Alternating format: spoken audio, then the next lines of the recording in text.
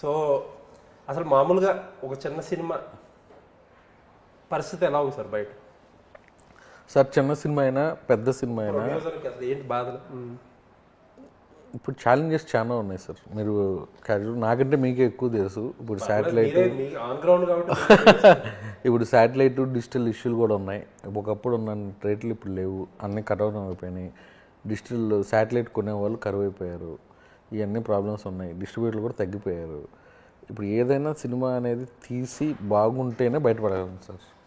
ఏదో మనం అమ్మేసుకుందాం, non థియేటర్కల్లో safe అయిపోదాం, అలాంటి ఈక్వేషన్ అయితే నాకు ఈ ఇయర్లో కనపడతలేదు. ఇప్పుడు ఒక 100 చిన్న సినిమాలు వస్తుంటాయి సంవత్సరానికి, కొంచెం చెప్పుకోదగింది పోలే అనుకుంటే అసలు ఏమాత్రం ఎన్నిటికి శాటిలైట్ అవుతుంది, శాటిలైట్ డిజిటల్ అవుతాయి అంటారు? నాకు ఐడియా లేదు సార్. సుమారుగా మీరు ఒక 70 అయితే అవ్వట్లేదు. ఓకే. సో డిజిటల్ అయితే వీళ్ళందరూ పేపర్ వ్యూ ఏదో పెట్టుకోవాలి అంతేనా? పేపర్ వ్యూ అంటే పరిస్థితి ఏంటి, అది ఎలా వర్కౌట్? నాకు ఇప్పుడు దాకా ఆ సిచ్యువేషన్ రాలేదు సార్. అంటే నాలెడ్జ్ ఉంటుంది కదా. నాలెడ్జ్ అంటే తెలియదు సార్. ఇక అది సినిమా బాగుంది అనుకోండి, డెఫినెట్గా ఇప్పుడు మనం ఒక ₹1 అనుకుంటే రేపు ₹2 రావచ్చు.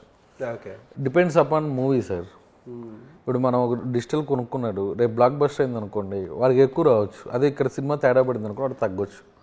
అది మన చేతిలో లేదు కదా సార్. మనం తీసే ప్రొడక్ట్ మీద డిపెండ్ అయ్యి ఉంది అంతా. ఇవన్నీ పోస్ట్ రిలీజే ఇంకా. అవును. ఇప్పుడు సరే మీ సినిమాని ఎలా క్రాక్ చేస్తున్నారు? ప్రతి సినిమాని ఏదో ఒకటి మ్యాజిక్ చేసి రిలీజ్ ముందే అమ్ముతున్నారు. అదే ఆ సీక్రెట్ చెప్పొచ్చు కదా.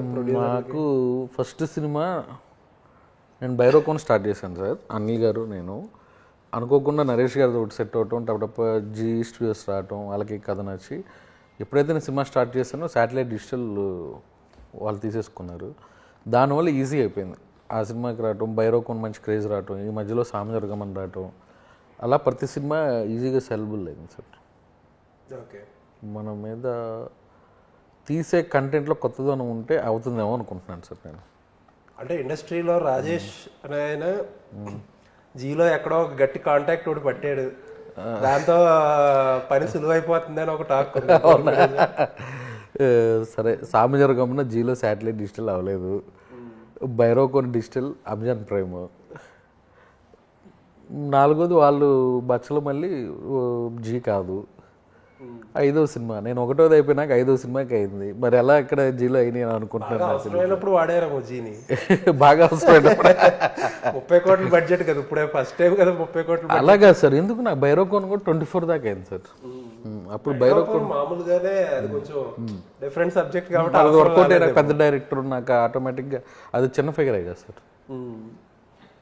అవసరం రాలేదేమో బైరోకోన్కి, ఎందుకంటే అది కొంచెం డిఫరెంట్ సెటప్ కాబట్టి. అవును. ఓకే, బైరోకోన్ సెట్లు ఎక్కువ అండి, సెట్లు సీజీలు.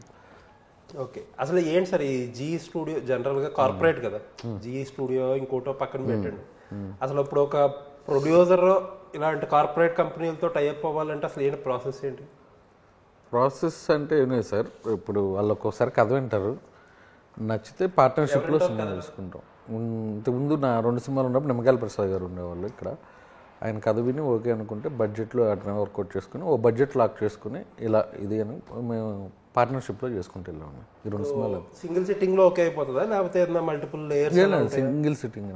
ఓకే, సో అంటే కొంచెం జీ అనేది ఇంకా మన పద్ధతిలోనే నడుస్తుంది. ఇప్పుడు వేరే వేరే కార్పొరేట్లు అయితే దానికి ఏవో టీమ్స్ వాళ్ళు వీళ్ళు చేస్తారు. నాకు జరిగింది అయితే ఇలాగే జరిగింది సార్. మరి ఫ్యూచర్లో ఎలా ఉంటుందో నాకు తెలియదు.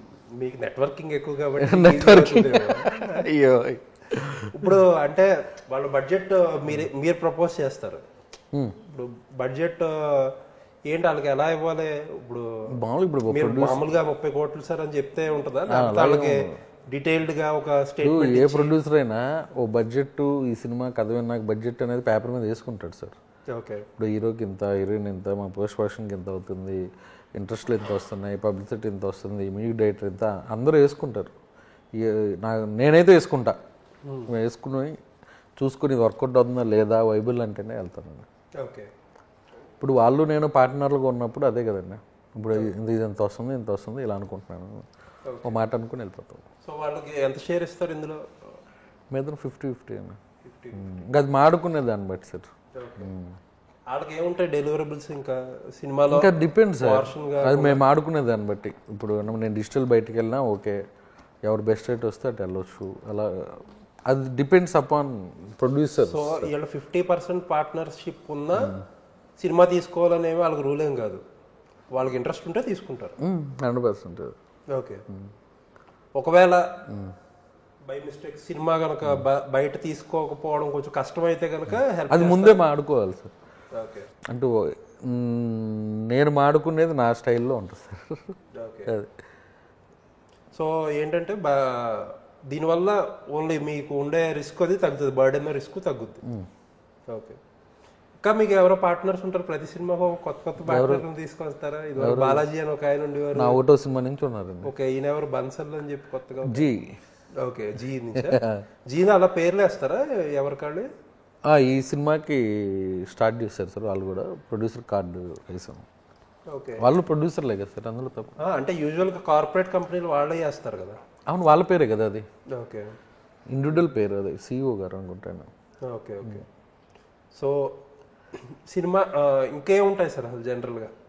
ఇప్పుడు డేట్లు ఎలాగా? ఏ డేట్లు? ఇప్పుడు కొత్తగా మీకు ఇవి ఉంటాయి కదా, ఇప్పుడు ఈ డిజిటల్ డేట్స్ ఇవన్నీ చిన్న సినిమాలకు అయ్యేలా ఉన్నాయి. అంటే ఇప్పటి వరకు నేను బయటికి వెళ్ళేది తక్కువ సార్. ఇప్పుడు ఈ సినిమా జీతో ఉంది కాబట్టి వాళ్ళు మేము ఒక అండర్స్టాండింగ్ అనుకుని మహాశివరాత్రి అనుకున్నాం. పాత సినిమా ఇప్పుడు ప్రతి ఒక్కళ్ళు అడుగుతున్నారు సార్, పలానా మంత్ రిలీజ్ కావాలని డిజిటల్ కొనుక్కున్న వాళ్ళు, అది కంపల్సరీ అయిపోయింది. ఇంకా అదేమన్నా మనకు వర్క్ అవ్వకపోతే రిక్వెస్ట్ చేసుకొని ఒక 1 month పోస్ట్ చేసుకుని అలా ఉందండి సిచ్యువేషన్.